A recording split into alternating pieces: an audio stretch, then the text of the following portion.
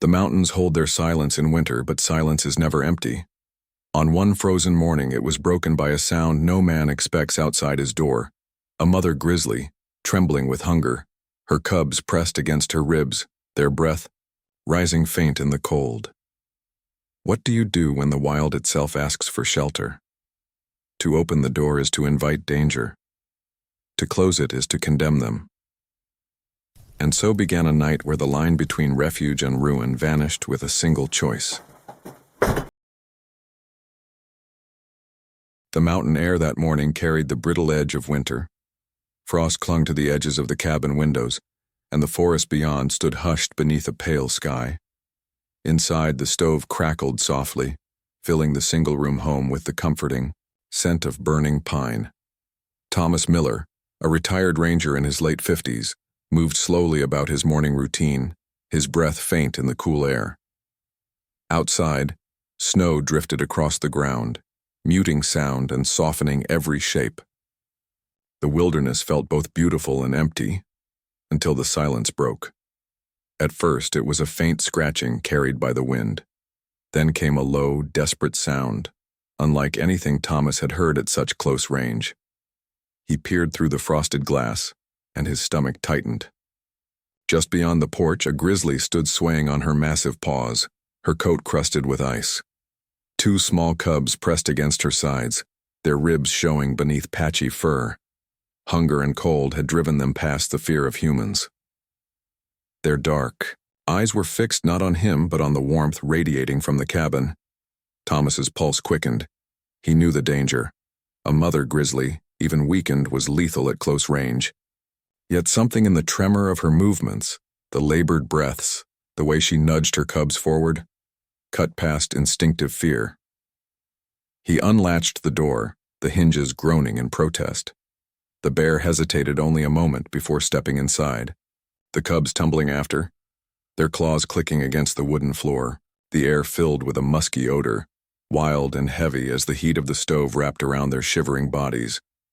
For a few tense minutes, there was only the sound of crackling fire and the rasp of breath. Thomas remained still, his hand hovering, near the rifle propped against the wall but not touching it. The bear lowered herself onto the floorboards, her cubs pressing close, steam rising faintly from their damp fur. He thought, perhaps foolishly, that she understood this was sanctuary, if only for a moment. But survival is never a simple bargain. It happened suddenly. A log shifted in the stove with a sharp pop, sending sparks against the iron door. The bear jolted, her massive frame surging upright. One cub squealed. In a rush of instinct, she swung, her head toward Thomas, teeth bared, the force of her fear replacing exhaustion. He stumbled back, his boot catching on the edge of the rug, his balance tipping dangerously close to the stove. The air vibrated with her growl, low and guttural, filling the small cabin with the reminder that this was no tame creature, but a predator cornered by desperation. Thomas froze. His breath came fast, shallow. The bear's eyes locked on his movement, her muscles coiled. For one unbearable second, it seemed she would strike. Then the cubs whimpered again, huddling against her legs. Slowly, with a sound that was more weary than threatening, she lowered her head and drew them close. The storm of her panic passed as quickly as it had come. She sank back down onto the floor, chest heaving, her eyes never leaving him but no longer burning with frenzy. Hours later, as the light outside dimmed to a winter dusk, the grizzly stirred. With one last glance toward the stove's warmth, she rose, nudging her cubs toward the door. They stepped back into the snow, their forms soon swallowed by the drifting white. Thomas stood at the threshold long after they disappeared, the imprint of their bodies pressed into the floorboards and the scent of wildness lingering in the air. In the days that followed, he told no one. He understood that what had happened was not a story of kindness, nor of taming nature, but of a fragile truce born from need. The bears would not remember his home as safety, only as a passage through the cruel edge of winter. For him, the memory remained sharper, the sight of wild strength trembling on the edge of collapse and the reminder that the line between refuge and danger can vanish in a single breath. The snow battered the Yukon cabin like a relentless drum, hissing as it met the rough pine walls.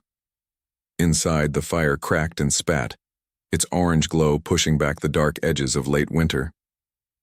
Daniel Harker, 54, sat close to the hearth, the lines on his face etched deep from years of solitude. A widowed trapper, he had grown accustomed to the silence, broken only by the groan of the wind or the sigh of shifting logs. Loneliness pressed heavily on the room, but it was a weight he had learned to carry. Beyond the cabin walls, the wilderness stretched for miles, indifferent and absolute. It began with scratching, urgent, erratic, not the hand of a traveler seeking shelter. Daniel stiffened.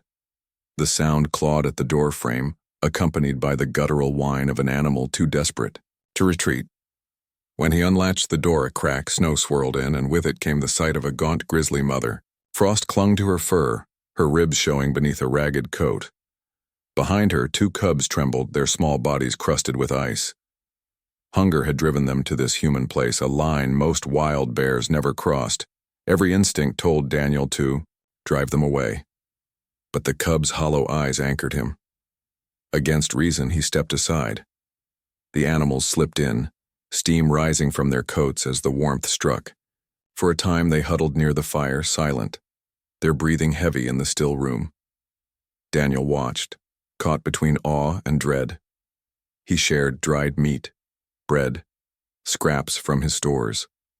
At first it felt like a fragile truce, a strange companionship in his isolation. Yet each day the food dwindled. Each night the cubs grew bolder, padding closer to the shelves, their noses twitching at every scent. When the last strips of venison dried on the rack, Daniel knew the balance could not hold. He set snares, stretched his rations, but the bears' hunger deepened. The mother's movements changed, slower, restless, her eyes following him as he moved about the cabin. Survival had stripped her of caution. The attack came in darkness. Daniel had dozed in his chair, the embers low. A sudden weight struck him, claws raking across his shoulder. The mother's roar filled the cabin, shaking the walls. He scrambled, grabbing the iron poker from the hearth, swinging blindly as teeth snapped close to his face. The cubs wailed from the corner, their cries shrill, but the mother pressed harder, driven by desperation. Blood slicked Daniel's arm, his breath coming in ragged bursts. He thrust the poker into her side again and again, until she stumbled, back crashing against the table. The struggle tore through the room, wood splintering, fire scattering sparks across the floor. When silence returned, the cabin lay in ruin. The grizzly limped out into the storm, the cubs following into the night's howl. Daniel collapsed, blood soaking his sleeve, pain spreading like fire through his ribs. He survived until neighbors, days later, found him half frozen, his home torn apart. Wildlife officers searched the area in the weeks that followed. The cubs were found alone, gaunt and near death. Without their mother, the wilderness offered no mercy. The story carried through the Yukon that winter, retold in villages and camps. It was a reminder etched in scar and ruin that compassion could blur the hard boundaries between man and wild. But survival allowed no compromise. Bears sought food, not fellowship. Hunger erased the lines of trust. Long after, the cabin's remains stood blackened and broken against the snow, a quiet testament to the night. One man opened his door to the wilderness and learned how quickly mercy could turn to peril. The morning air in the Salmon River Valley was crisp, edged with the faint bite of approaching winter. Pine needles released a sharp scent underfoot, mingling with the cool mist that drifted above the glassy river. The water moved slow and steady, broken only by the delicate arcs of fly lines slicing through the air. Caleb, 32, stood firm on the gravel bank, his practiced motions fluid, confident. Beside him, Aaron, 3 years younger, mirrored the cast with a touch more caution, his eyes often drifting to the tree line as if measuring the silence there. It was a morning like countless others they had shared. Brothers bound by family ritual, by the rhythm of river and rod. Peace held the valley, though a heaviness lingered in its stillness, almost as if the forest itself was holding its breath. The owl, First sign was subtle. A musky, pungent odor carried on the breeze, sharp and rank against the clean scent of pine. Aaron's cast faltered. He glanced at Caleb and then toward the bank, where freshly overturned logs lay scattered like the aftermath of unseen labor. Something had been there recently, something strong enough to shift half-rotted trunks and leave claw marks scored deep into the wood. Caleb brushed it off with a shrug, calling it the work of scavengers. But Aaron knew the smell. He had read about it, taught his students about it when describing the wild. The unmistakable musk of a bear. The charge came without warning.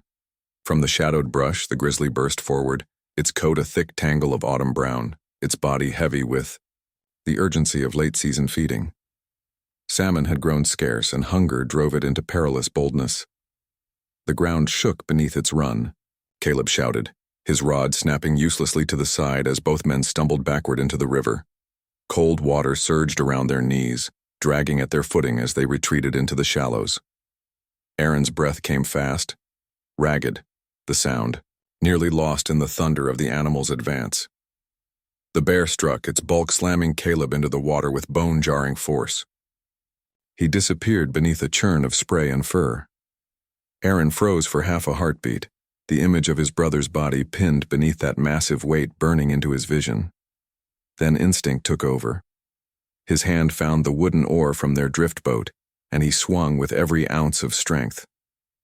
The first blow glanced off the bear's shoulder, drawing little more than a furious grunt. The second cracked against its skull, enough to make it rear, its jaws snapping inches from Caleb's face. Aaron struck again, wild, desperate, until, at last, the grizzly staggered, water spraying from its coat as it turned and lumbered back toward the tree line, its growl fading into the forest. Silence rushed in, broken only by Caleb's ragged breaths. He lay half-submerged, his chest rising in shuddering gasps, blood seeping from deep gashes along his side and arm. Aaron dropped the oar, trembling, his hands pressed uselessly against the wounds as he called his brother's name over and over. The river, indifferent, kept moving past them. Caleb survived, though only by the narrowest margin. Weeks of surgeries and slow recovery followed, scars mapping the story across his skin. Experts later explained what the brothers had felt in those moments. The grizzly's desperation, driven by autumn hunger and dwindling salmon runs. For the brothers, the lesson was written deeper. The fragility of ritual, the way a morning, meant for peace, could fracture in an instant. They returned years later to the Salmon River Valley. The water still carried its scent of pine and cold stone. The fly lines still cut the air. But beneath it all, memory lingered, a silent reminder of how thin the boundary is between calm and chaos in the wild.